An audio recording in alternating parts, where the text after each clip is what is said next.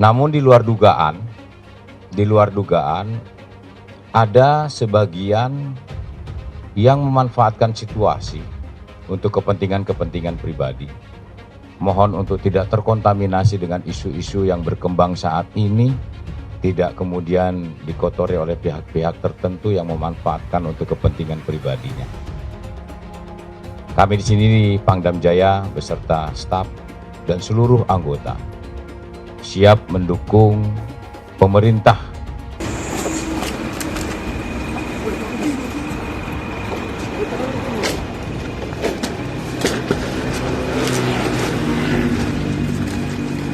tapi kita minta keadilan. Kita minta juga diproses ya yang sebelum-sebelumnya, antara lain kerumunan, tidak jaga jarak, tidak menggunakan masker yang terjadi di Solo waktu pengantaran Gibran sebagai calon wali kota di Solo. Penghinaan Nabi dipenggal, saudara. Jangan salahkan umat Islam kalau besok kepalanya ditemukan di jalanan, saudara. Jadi manusia jangan pengecut, mau penggal kok nyuruh-nyuruh umat. Kalau berani datang sendiri. Seumur hidup saya belum pernah melihat, belum pernah mendengar ada kegiatan Maulid Nabi yang berisi caci maki, kemudian provokasi, kebencian terhadap pemerintah yang sah. Kemudian disebut-sebut lagi revolusi berdarah, lebih dari 200 nomor telepon melalui WhatsApp dengan cara yang sangat sistematis menteror saya. Itu saya yakin dilakukan oleh semacam tim cyber dengan kata-kata yang caci maki, tidak kalah kotornya dengan apa yang diucapkan pada saat acara Maulid Nabi. Kalau pembangkangan terhadap negara yang berkaitan dengan keselamatan manusia atau keselamatan rakyat, itu tidak ubahnya seperti kejahatan terhadap kemanusiaan. Revolusi akhlak, nggak ada ajakan perang berdarah, nggak ada. Di negara ini ada yang salah. Ya, peningkatan kok Habib Rizik yang disalahin. Pak Anies juga menjadi kena semua. Sementara orang lain yang melanggar juga banyak. Kan kita bermaksud kalau Anda melanggar, kami juga enggak begitu. Lalu bagaimana dengan gubernur yang lain? Kami mohon keadilan. TNI tiba-tiba sibuk nggak karuan seperti mau perang. Polri tiba-tiba pecat sana pecat sini. Pemerintah tiba-tiba sibuk konferensi pers sana diwakili oleh Pak Mahfud. Ini ada apa? Pelanggaran cuma satu, beliau terlalu dicintai oleh masyarakat Indonesia dan ada orang yang nggak suka dengan pengaruh beliau. Itu dia. Klarifikasi dan prosesnya berjalan dengan baik. Kemudian ada 33 pertanyaan yang tadi disampaikan. Semuanya sudah dijawab sesuai dengan fakta yang ada, tidak ditambah, tidak dikurangi. Adapun detail isi pertanyaan, klarifikasi dan lain-lain biar nanti menjadi bagian dari pihak Polda Metro Jaya. Saya ingin tegaskan bahwa keselamatan rakyat adalah hukum tertinggi. Tidak ada yang kebal virus corona. Semuanya bisa terinfeksi virus ini dan juga bisa menularkan ke orang lain. Untuk itu saya minta pada Kapolri, Panglima TNI untuk menindak secara tegas. Jika ada yang melanggar, jangan hanya sekedar himbauan-himbauan saja. Oh ada, kalau Bapak bikin pilkada, saya bikin reuni. Kalau Bapak menghargai nggak bikin pilkada, kita juga menghargai nggak bikin reuni. Tapi karena Bapak udah putuskan bikin pilkada, kita bikin reuni bahkan lebih gede dari pilkada Bapak. Prof DKI bekerja berdasarkan peraturan yang ada. Ketika kita mendengar kabar ada sebuah kegiatan, maka secara proaktif mengingatkan tentang ketentuan yang ada. Dan ini dilakukan oleh Jakarta. Maka pelanggaran itu ditindak sesegera mungkin. Dalam waktu kurang dari 24 jam, Pemprov DKI menegakkan aturan. Artinya yang melanggar ya harus ditindak. Itulah yang kita lakukan. Jadi ini penyidik sudah mengirimkan surat kepada Gubernur DKI, 2 Kapolda yang tidak melaksanakan perintah dalam menegakkan protokol kesehatan. Maka diberikan sanksi berupa pencopotan, yaitu Kapolda Metro Jaya. Kemudian yang kedua adalah Kapolda Jawa Barat. Tindak lanjut penyidik dalam perkara pelanggaran protokol kesehatan atas diselenggarakannya acara resepsi pernikahan putri dari HRS. Kalau ada satu gambar binatang, terus ditulis Habib Rizik, berarti itu menghina saya sebagai binatang. Walaupun itu gambar bukan gambar saya, saudara. Itu penghinaan kepada Nabi alaihi salatu wassalam. Boleh kita menghina Yesus mereka? Apa boleh kita menghina Tuhan mereka? Yang menghina Nabi, menghina Islam, menghina ulama, proses, betul. Kalau tidak diproses, jangan salahkan umat Islam kalau besok kepalanya ditemukan di jalanan, saudara. Takbir, takbir, siap bela Nabi, siap bela Nabi, siap mati untuk Rasulullah. Takbir. Kita doakan rezeki Allah Ta'ala panjangkan umur. Jadi pemimpin insya Allah di Indonesia. Yang kedua, Allah pendekkan umur Megawati Pak Jokowi. Al-Fatihah. Ada lonte hina Habib. Sampai lonte ikut-ikutan ngomong.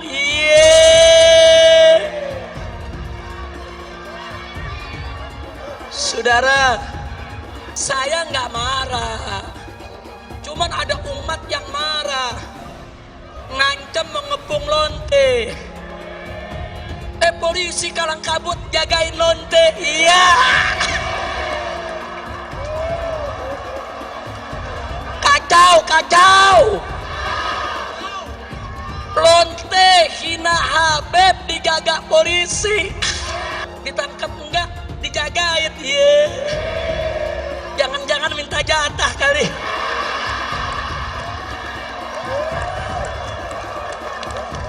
Dalam menjaga stabilitas nasional. Untuk itu, jangan kita biarkan persatuan dan kesatuan bangsa itu hilang oleh provokasi dan ambisi yang dibungkus dengan berbagai identitas. Seluruh prajurit TNI adalah alat utama pertahanan negara untuk melindungi segenap bangsa dan seluruh tumpah darah Indonesia. Tidak satupun musuh yang dibiarkan, apalagi melakukan upaya-upaya berupa ancaman dan gangguan terhadap cita-cita luhur bangsa dan negara Indonesia.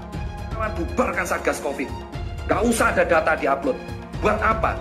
Jika pejabat sendiri yang membuat peraturan yang justru mendukung acara yang membuat kerumunan. Jika acara yang membuat kerumunan malah dibagikan masker secara gratis. Bubarkan saja Satgas Relawan, bubarkan Satgas Covid. Jadi ketika bicara mengingkari janji atau tidak, maka lihatlah janjinya. Janjinya apa? Kenyataannya apa? Jadi pemimpin itu berpihak dulu. Ada keberpihakan, dari keberpihakan dibuat mekanisme aturannya.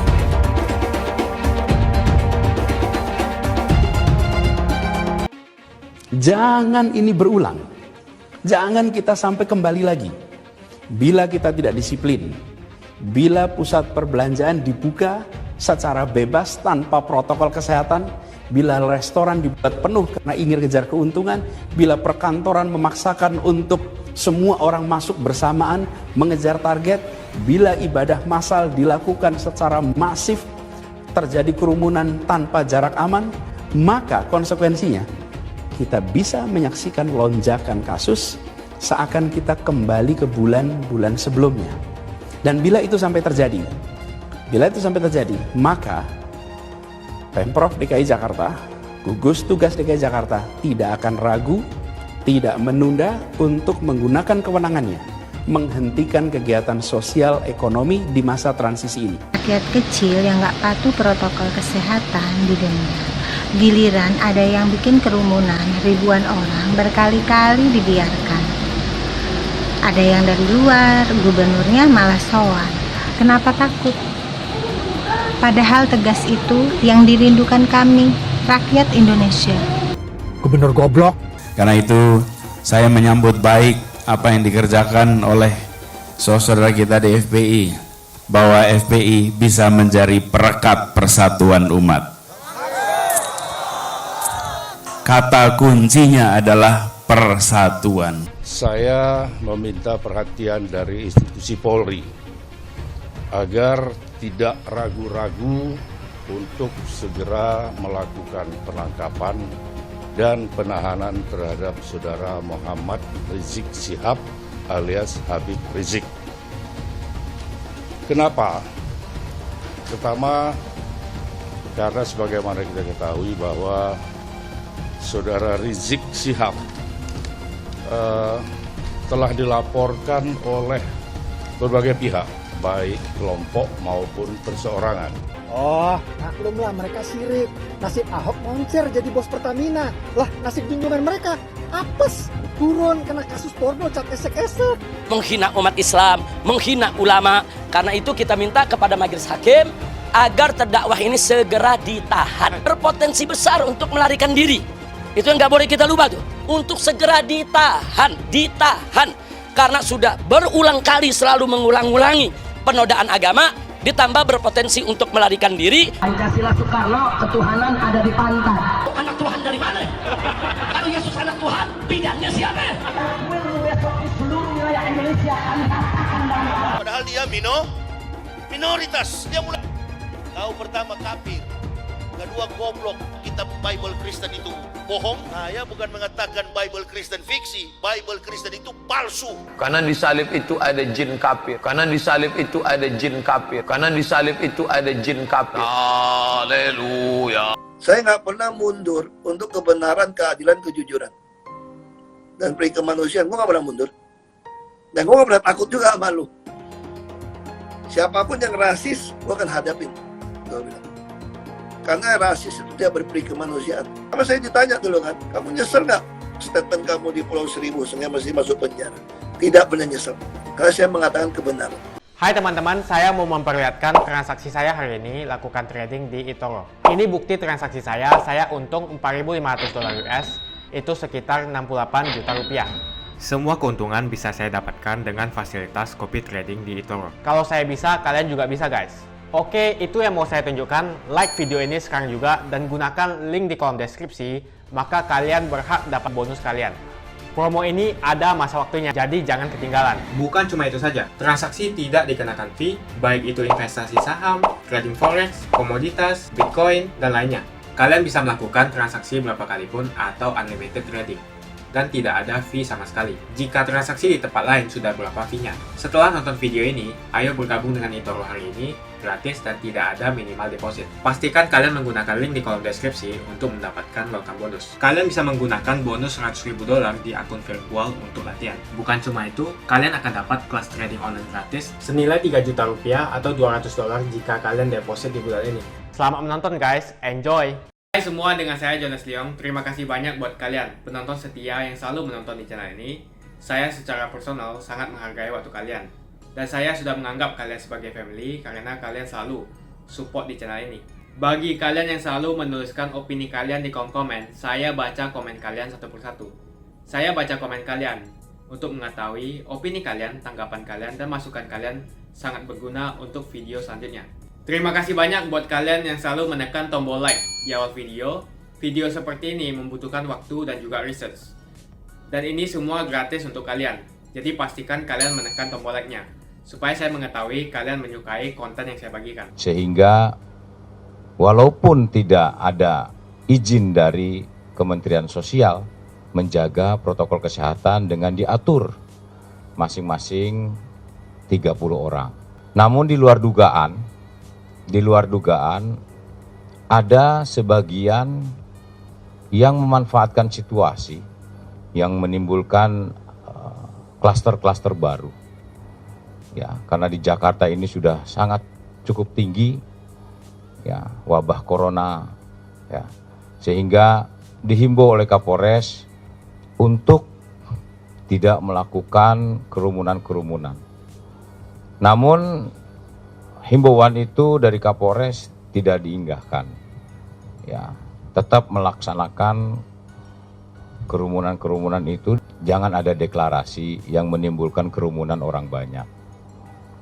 Permohonan maaf itu berkali-kali disampaikan, namun tetap dilaksanakan. Ya, sehingga terjadilah sedikit keributan-keributan, namun bisa kita kendalikan. Kami yang sudah melaksanakan tugas di sini sudah cukup lama, terutama bagaimana mengendalikan wabah COVID-19 di Jakarta ini, ya, agar senantiasa kita sama-sama untuk menjaga, ya, mewabahnya virus corona 19 ini, apalagi rata-rata sudah di usia lanjut. Kegiatan yang kemarin itu tidak ada konfirmasi untuk kepentingan-kepentingan pribadi. Marilah kita bersama-sama untuk memerangi virus corona 19 ini khususnya di DKI ini. Justru kita memberikan contoh kepada masyarakat luas dan bahkan membantu bagaimana mengatasi virus corona ini. Percayakan kepada kami ini, generasi muda yang saat ini diberikan kesempatan untuk melaksanakan tugas yang cukup berat dibanding tugas-tugas lainnya. Kami bagaimana untuk hadir menjaga kesehatan masyarakat agar terhindar dari virus corona ini. Mohon untuk tidak terkontaminasi dengan isu-isu yang berkembang saat ini, tidak kemudian dikotori oleh pihak-pihak tertentu yang memanfaatkan untuk kepentingan pribadinya. Kami di sini di Pangdam Jaya beserta staf dan seluruh anggota siap mendukung pemerintah. Ini saja mungkin yang ingin saya sampaikan. Sekali lagi, dengan kejadian kemarin, ya kami terus terang bahwa kami harus tegas karena ini perintah oleh pimpinan yang harus dilaksanakan untuk menjaga protokol kesehatan sehingga tidak menjalar lagi virus-virus corona di tempat-tempat lain atau terciptanya klaster-klaster baru. Ya, ini yang ingin saya sampaikan. Terima kasih. DPP FPI menegaskan sebagaimana penjelasan Habib Rizik berkali-kali bahwa kita taat dengan hukum, akan tetapi dan juga kita tidak minta diistimewakan, akan tetapi kita minta keadilan. Kita minta juga diproses ya yang sebelum-sebelumnya, antara lain kerumunan, tidak jaga jarak, tidak menggunakan masker yang terjadi di Solo waktu pengantaran Gibran sebagai calon wali kota di Solo. Kemudian juga di Surabaya, Eri Cahyadi dan juga wakilnya mencalonkan jadi calon wali kota berkumpul. Ini ada dasarnya, equality before the law. Kita mohon kepada aparat keamanan, yaitu undang-undang yang digunakan oleh pihak kepolisian kan Undang-Undang 6 2018. Pasal 7-nya jelas di situ, setiap orang berhak untuk mendapatkan perlakuan sama. Artinya kami di sini panitia DPP FPI dan juga mungkin nanti siapapun yang dapat dikenakan minta pasal 7 itu ditegakkan. Juga Undang-Undang Dasar 45 pasal 27 dan pasal 28D mengenai kesetaraan di hadapan hukum. Kalau misalnya memenuhi syarat dua hal, yang pertama logis secara hukum dan memiliki relevansi hukum yang logis. Yang kedua, prinsip keadilan tadi diterapkan. Yang di Solo dan di Surabaya juga ditindak. Karena ini sebelumnya loh, terjadi pada bulan September. Kemudian November kemarin di Banjarmasin kita menemukan juga Dinas Kesehatan juga melaksanakan acara kumpul-kumpul ya. Kita juga ada dokumentasinya. Kemudian juga di Banyumas, Banser mengadukan Pawai Long March. Kalau prinsip keadilan itu diterapkan, ditegakkan, Habib Rizik taat hukum. Ngata terjadi pelanggaran terhadap protokol kesehatan, yaitu terjadi di 3 tempat. Bandara, Maulid Nabi, dan di Megamendung. Hal ini sangat kita khawatirkan. Bahkan menurut data, pertambahan jumlah korban dalam kurun waktu beberapa hari ini sangat menyolok. Nah, kemudian karena apa yang dituangkan di dalam Inpres atau yang berkaitan dengan protokol kesehatan itu adalah mengutamakan keselamatan rakyat. Artinya hukum tertinggi adalah keselamatan rakyat. Kemudian terjadi yang saya lihat terjadi pembangkangan terhadap ketentuan atau inpres. Pembangkangan ini artinya pembangkangan terhadap negara. Kalau pembangkangan terhadap negara yang berkaitan dengan keselamatan manusia atau keselamatan rakyat, itu tidak ubahnya seperti kejahatan terhadap kemanusiaan. Karena kita sudah tahu bahwa dampak dari apabila kumpul massa dalam jumlah yang ribuan tidak dapat dipastikan, tidak dapat dijamin bahwa akan terjadi jaga jarak. Tidak dapat dipastikan bahwa semua orang pakai masker. Ketika kita masih melanjutkan hal itu dengan berbagai dalih, dengan berbagai argumentasi sebagai pembenaran, artinya kita menyadari betul apa yang akan terjadi setelah ini. Hal itu merupakan kejahatan terhadap kemanusiaan. Kita sudah sama-sama tahu lebih dari 15.000 orang yang sudah meninggal akibat dari COVID-19. Kemudian belakangan sebagai akibat dari pelanggaran terhadap ketentuan protokol kesehatan di 3 tempat. Ada 4 putra terbaik bangsa yang menjadi korban. 2 perwira tinggi, 2 perwira menengah Polri yang dicopot. Jelas pencopotannya karena tidak dapat melaksanakan pengamanan atau tidak dapat menghalangi. Sementara yang mau dihalangi jumlahnya sedemikian banyak. Kemudian TNI seperti mau perang. Lah, coba kita introspeksi. Saya seumur hidup diajari oleh orang tua saya untuk menghadiri setiap peringatan Maulid Nabi. Dan sejak saya masih kecil saya digendong, dibawa oleh orang tua saya. Seumur hidup saya belum pernah melihat, belum pernah mendengar ada kegiatan Maulid Nabi yang berisi caci maki, kemudian provokasi, kebencian terhadap pemerintah yang sah. Kemudian disebut-sebut lagi revolusi berdarah dengan berbagai ancaman-ancaman. Mari kita hentikanlah menakut-nakuti rakyat, kemudian teror memaksakan kehendak, mengajak perang berdarah dan sebagainya. Pemerintahnya pemerintah yang sah. Jangan diprovokasi rakyat mengatakan bahwa Jokowi presiden yang ilegal. Ini kan akan menimbulkan kerusuhan-kerusuhan. Jadi public distrust. Kenapa? Yang saya lihat karena ada kelompok-kelompok tertentu yang memprovokasi rakyat untuk membenci pemerintah dengan berbagai fitnah.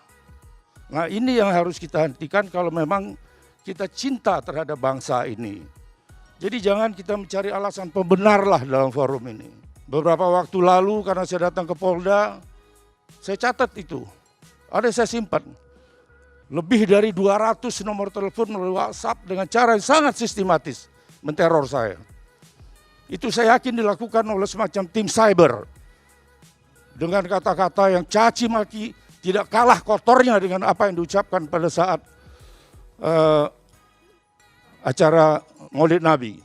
Kembali lagi hati kita yang berbicara. Kalau memang kita cinta kepada bangsa ini, bukan dengan cara-cara seperti yang dilakukan selama ini. Kalau revolusi akhlak tidak dapat kita lakukan, bagaimana mengajak orang revolusi akhlak, sementara kita tidak memberikan contoh bagaimana perilaku Rasulullah. Kemudian kalau dikatakan, kalau kita dihadang mereka dengan senjata, maka keluarkan senjata, cabut senjata, kita revolusi berdarah. Ini apa artinya? Itu yang saya maksudkan di sini. Jelas sekali, kasat mata bahwa pihak-pihak yang selama ini berseberangan ini mendapat amunisi. Walau amunisi yang salah. Amunisi yang dipakai itu adalah kerumunan mengakibatkan peningkatan. Padahal jelas sekali barusan yang berkepentingan, yang ahlinya berkata bahwa peningkatan COVID-19 karena kejadian 2 minggu lalu, yaitu libur panjang. dampaknya sekarang. Namun ini dijadikan amunisi, semua bersorak-sorai dari yang terhormat sampai yang terhina menyerang Habib Rizik dan sekarang berimbas pula kepada Gubernur Pak Anies Baswedan. Semua pihak telah menjelaskan bahwa ada 398 pelanggaran sebelum hal ini. Ini kita akui ini pelanggaran, tapi selama ini kemana aja? Dan 399 pelanggaran itu terjadi, yang ke-9 nih, 399 kali itu baru kepada Pak Anies. Langsung dipanggil. Terus gubernur yang lain boleh begitu? Terus ulama yang lain, habaib yang lain, ustadz yang lain juga boleh begitu? Jadi saya dalam kapasitas juru bicara 212, PA 212 dan HRS Center ingin menyampaikan hal-hal berikut ini. Dan yang paling disorot adalah pas Gibran sendiri gitu kan. Acara di bandara, kedatangan Habib Rizik itu diawali dengan rencana kepulangannya. Desember 2019. Kebetulan saya yang datang pada waktu itu, rencana beliau insya Allah dalam waktu dekat akan pulang. Maka kita susun, akhirnya setelah pulang terbentuklah tim 6 gitu loh. Kita berenam ini rapat gimana caranya Habib Rizik pulang dengan aman, tentram, asyik gitu loh. Lalu akhirnya ada opsi yang ditawarkan. Diam-diam, nggak usah heboh. Pihak-pihak ini selalu menghambat kepulangan Habib Rizik. Karena dihambat ini kita mengambil keputusan nggak bisa deh pakai diam-diam deh. Umumkan tanpa mobilisasi. Saya bersumpah tanpa mobilisasi. Dan kami yang ikut rapat senantiasa untuk kepulangan ini mengatakan tidak ada mobilisasi, tidak ada dana sama sekali, tapi Habib Rizik diumumkan saja udah. Dan banyak sekali daerah-daerah itu yang kami akan jemput. Kami sarankan doa saja gitu loh, doa saja. Nah karena dikerjain melulu ketika pulang, kita ambil keputusan oke, kita siarkan kalau begitu. Soal acara pernikahan. Ini jamnya udah ditentukan, siapa yang hadir jam berapa ditentukan. Kedatangan di Petamburan yang begitu dahsyatnya, siapa yang bisa langgar? Mau di apa ujung-ujungnya? Mau Habib Rizik yang disalahkan? Padahal kita udah mematuhi semua, nggak ada mobilisasi. Para intelijen mungkin tahulah. Toh kepulangan saya di bulan Desember itu siapa yang jemput juga semua. Para intelijen mungkin sudah tahu lah. Acara yang berikutnya, Maulid. Dalam Maulid ini kita ikuti semua prosedur. Dari mulai pemberitahuan, dari mulai jaga jarak, mengkritik soal bagi masker. Terus mau bagi apa gitu loh. Ya kita emang bagi-bagi masker kok. Tapi masyarakat begitu menanti kerinduan ini. Jadi big picture-nya ini adalah Habib Rizik gitu loh. Bukan dari pelanggaran. Ada yang dituju, ada yang disasar. Nggak usah pakai ngumpet-ngumpet lah, terbuka aja lah semuanya lah gitu siapa yang disasar. Tapi lihat antusias masyarakat. Ini menunjukkan ada orang yang punya pengaruh besar di Indonesia tapi nggak disukai oleh negara. Saya dengan jelas mengatakan tidak disukai oleh negara. Kenapa? Karena selalu ada hambatan. Habib Rizik itu pingin dialog sejak tahun 2017. Tapi selalu ada yang menghambat. Jujur-jujuran saja, terbuka saja. Siapa yang menghambat itu? Toh Pak Jokowi juga nggak anti-anti banget gitu loh. Siapa yang menghambat ini? Pak Jokowi, tolong dengar ini gitu loh. 2017 kami mau diskusi, nggak bisa. Habib Rizik baru pulang pertama kali lagi capek-capek pegang mic, langsung berkata kami ingin dialog. Tapi lihat sambutannya, nggak ada rekonsiliasi. Istana lupa yang mengatakan nggak ada rekonsiliasi. Emang ini Habib Rizik ini apa? Musuh negara. Dia bukan bandar narkoba. Dia bukan pemimpin partai. Dia bukan siapa-siapa. Dia bukan musuh negara. Dia jelaskan saya tidak pernah menjadi musuh negara. Tidak pernah menjadi musuh TNI. Tidak pernah menjadi musuh Polri, tidak pernah. Beliau hanya musuh ketidakadilan. Dan dia pengen dialog.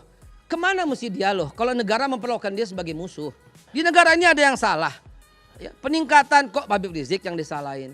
Lalu Pak Anies juga menjadi kena semua. Sementara orang-orang yang melanggar juga banyak. Sebentar, bukan kita bermaksud kalau Anda melanggar, kami juga enggak begitu. Kita hanya menuntut keadilan. Big picture-nya itu ada pada Habib Rizik. Dan itu yang disasar. Kenapa enggak diajak dialog? Kenapa enggak disambut? Kenapa rekonsiliasi? Enggak ada rekonsiliasi. Barusan itu Pak Dhani dengan tegas asyik dengan mengatakan, lihat ini wakil daripada istana. Tapi tiba-tiba dalilnya apa Pak? Dalil yang kita lihat ini ya, TNI tiba-tiba sibuk nggak karuan seperti mau perang. Polri tiba-tiba pecat sana pecat sini. Pemerintah tiba-tiba sibuk, konferensi pers sana diwakili oleh Pak Mahfud. Ini ada apa? Barusan Pak Anies dipanggil 9 jam, 23 lembar, 33 pertanyaan. Atas kesalahan siapa? Lalu bagaimana dengan gubernur yang lain? Kami mohon keadilan. Ada data naik beberapa hari ini yang ahlinya sudah bicara bahwa kenaikan sekarang akibat dari kejadian minimal Pak ya 14 hari yang lalu, bukan beberapa hari. Kemudian yang saya jawab, ajakan perang berdarah ini fitnah. Revolusi akhlak yang kami sampaikan, revolusi akhlak, nggak ada ajakan perang berdarah, nggak ada. Ya berbagai fitnah, ajakan perang berdarah. Waduh, hati-hati Bang, saya jelaskan sedikit saja ya. Habib Rizik adalah ahlus sunnah wal jamaah dengan akidah Asy'ariyah. Apa artinya Bang? Artinya kita selalu ikut jalur konstitusi. Karena akidah Ahlus Sunnah wal Jamaah mengharamkan mendirikan negara di atas satu negara. Akidah Ahlus Sunnah wal Jamaah mengharamkan bughat, artinya melarikan diri dari pemerintah yang sah. Salah dalam hal ini memperlakukan Habib Rizik seperti itu. Ya, udah tahu dengan masa sebegini banyak. Udah tahu dengan daya cinta. Daya cinta ini semua, resonansi getaran yang begini luar biasa. Tapi dilakukan dengan cara demikian. Mestinya sambut dong. Kalau mau dialog, rekonsiliasi, ada sambut dong. Jangan, tidak ada pintu rekonsiliasi. Emang ini siapa? Pelanggaran apa sih yang dilakukan oleh Habib Rizik? Fitnah cat. Kan udah dibuktikan. Pak Tito Karnavian pada waktu itu Kapolri mengatakan ini sudah SP3. Terus kenapa? Apalagi pelanggaran dilakukan? Pelanggaran cuma satu. Beliau terlalu dicintai oleh masyarakat Indonesia. Dan ada orang yang gak suka dengan pengaruh beliau. Itu dia. Hai teman-teman, kalian sudah membuka akun untuk melakukan investasi atau trading? Jika belum, membuka rekening di eToro gratis loh. Bahkan cuma butuh 5 menit saja. Cepat dan simple. Dan semua bisa dilakukan secara online. Sampai saat ini ketika kita mau melakukan investasi saham atau trading forex, kita masih menggunakan cara yang kuno. Seperti kita menelpon banker atau broker yang melakukan atau mengeksekusi transaksi kita. Tapi apakah kalian tahu di eToro kita membeli saham atau forex, kita cuma login, lalu memilih apa yang kita mau, lalu masukin angka berapa banyak yang ingin kita beli, lalu tinggal klik. Sesimpel itu. Sampai saat ini kita bingung mau investasi saham luar negeri, trading forex, komoditas, dan cryptocurrency di mana tepatnya. Kita bisa transaksi semua trading ini di eToro. eToro merupakan one-stop shopping. Sampai saat ini kita membayar fee di setiap transaksi kepada banker atau broker. Setiap kita melakukan transaksi jual beli, biasanya kita dipotong fee oleh platform kita. Kalau dalam 1 bulan kalian melakukan transaksi 1 kali, mungkin tidak terasa. Coba kalian melakukan trading sebanyak 100 kali. Sudah berapa fee-nya? Misalnya kalian membeli saham Google dengan fee per transaksi $10. Jika kalian membeli saham Google 10 kali, maka fee transaksi sudah $100. Belum lagi kita akan dikenakan fee ketika kita menjual saham itu. Itulah sebabnya saya memilih eToro, karena tidak ada fee sama sekali. Saya ulangi, di eToro tidak ada fee sama sekali ketika kalian melakukan transaksi. Dan yang kedua, kalian bisa melakukan unlimited trading atau trading sebanyak apapun. Ya, kalian bisa melakukan trading 10 kali, 100 kali, 1000 kali dalam sehari tanpa dikenakan fee. Jadi berapa banyak uang yang kita hemat dari fee saja. Sampai saat ini ketika uang dana kita dikelola oleh manajer keuangan, terkadang kita tidak diberitahu ketika akan melakukan transaksi. Bahkan investasi kita dipotong biaya. Dan kita dibikin bingung karena kurangnya transparansi. Kita juga bingung memilih investasi manajer yang bagus untuk mengelola investasi kita. Alhasil, investasi kita bukannya untung malah rugi. Bahkan yang lebih ekstrim, kita tertipu oleh manajer investasi yang ilegal. Tapi apakah kalian tahu di eToro ada fasilitas yang namanya copy trade, di mana kita bisa menduplikasikan investasi atau trading yang dilakukan oleh trader profesional. Semua data terbuka dan transparan dan kita bisa melihat performance sampai 10 tahun yang lalu. Dengan fasilitas ini, kamu tidak usah lagi menelpon manajer keuangan kamu untuk melakukan trading. Atau pusing investasi kamu merugi dikelola oleh manajer keuangan. Di eToro kita bisa memilih investor profesional yang sesuai dengan yang kita sukai. Dan di eToro banyak sekali profesional investor yang keuntungannya di atas 50%. Bulan ini saya profit 140%. Jika kalian ingin profit seperti saya, kalian tinggal menggunakan fasilitas copy trade. Jadi ketika saya profit, maka otomatis kalian akan mendapatkan profit. Mau beli saham Google, 1 unitnya mahal. Di eToro kalian bisa beli di bawah 1 unit atau pecahan unit. Contohnya kita membeli saham Google dengan hanya $50 saja, yaitu 0,02 unit. Di platform lain, kalian diwajibkan untuk membeli minimal 1 unit atau $1.500 untuk saham Google. Dengan $50 atau $700.000 saja, kalian sudah bisa memiliki saham Google. Menarik bukan? Saya sudah lama menggunakan eToro dan minggu ini saya profit 140%. Jadi bergabunglah dengan eToro dan mulai profit hari ini. Jadi apa yang kalian tunggu? Mendingan kalian cobain sendiri aja deh. Tutorial bisa kalian cek di kolom deskripsi dan kalian harus menggunakan link di kolom deskripsi untuk mendapatkan welcome bonus. Jika tidak, maka tidak akan mendapatkan bonus. Dan gunakan bonus $100.000 di akun virtual Anda untuk mengenal lebih jauh tentang eToro atau bisa digunakan untuk latihan. Bukan cuma itu, kalian akan dapatkan kelas trading gratis yang nilainya 3 juta rupiah jika kalian deposit di bulan ini. Makasih banyak buat kalian yang nggak skip dan nonton video ini sampai habis. Saya secara personal sangat menghargai waktu kalian. Makasih banyak buat kalian yang sudah tekan tombol subscribe dan makasih banyak buat kalian yang sudah tekan tombol loncengnya. Jangan lupa bagikan informasi ini ke teman atau family Anda. Mungkin teman atau family Anda membutuhkan investasi ini. Oke guys, sekian dulu dari saya. Jangan lupa follow Instagram saya di @johannesleongofficial untuk kata-kata motivasi setiap harinya. Bagi kalian yang termotivasi nonton video ini, ayo like video ini dan subscribe di channel ini. Dan buat kalian yang sudah subscribe di channel ini, jangan lupa tekan tombol loncengnya supaya kalian mendapatkan notifikasi setiap kali saya upload video. Hai teman-teman, terima kasih banyak buat kalian yang sudah menekan tombol join atau sudah bergabung di channel YouTube Jonas Leong. Ini adalah salah satu fitur dari YouTube di mana kalian bisa mensupport channel Jonas Leong untuk lebih semangat membuat konten-konten lainnya. Apa kelebihan ketika kalian join membernya Jonas Leong? Yang pertama, kalian akan mendapatkan badge atau tanda khusus untuk kalian semua, seperti ini. Kita mulai dari new member, 1 bulan, 2 bulan, 6 bulan, 1 tahun, dan juga 2 tahun. Jadi semakin lama kalian berlangganan dengan membershipnya Jonas Leong, maka badge Anda akan berevolusi menjadi lebih bagus dan menjadi lebih baik lagi. Yang kedua, kalian bisa menggunakan banyak emoticon yang bisa Anda pakai, seperti ini. Jadi kalian bisa berekspresi menggunakan emoticon yang sudah saya sesuaikan untuk kalian semua pendukung Jonas Leong. Tentu saja ada perbedaan antara orang yang belum membership dan sudah. Dari segi tampilan nama yang di-highlight dan juga logo di samping nama ketika Anda komen. Dan juga komen kalian akan lebih sering saya reply dan juga akan saya pin atau feature di setiap video. Buat kalian yang tidak bisa ikutan atau bergabung membership, tidak masalah. Karena dengan Anda menonton dan juga subscribe channel YouTube Jonas Leong, dengan cara like dan juga komen channel YouTube Jonas Leong, itu sudah cukup untuk mensupport channel Jonas Leong. Ini adalah feature di mana kalian ingin mensupport channel YouTube Jonas Leong secara lebih lagi. Oke teman-teman, terima kasih banyak untuk support yang kalian berikan kepada channel YouTube Jonas Leong. Dan saya akan jumpa kalian di video selanjutnya.